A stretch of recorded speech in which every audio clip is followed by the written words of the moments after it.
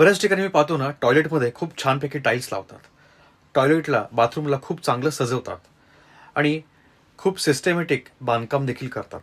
खूप उत्तम बांधकाम करतात. परंतु टॉयलेटमध्ये जर का ह्या रंगाचा वापर तुम्ही करता, बाथरूममध्ये जर का ह्या रंगाच्या टाईल्सचा वापर करता, तर घरामधलं आजारपण तुमचं खूप वाढणार आहे. घरामध्ये प्रचंड कटकटी आणि वादविवाद होणार, 100% होणार.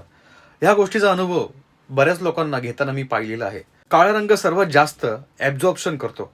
मग हीट असेल किंवा निगेटिव्हिटी असेल. आपण पाहतो पाण्याची टाकी पण काळ्या रंगाची नसावी.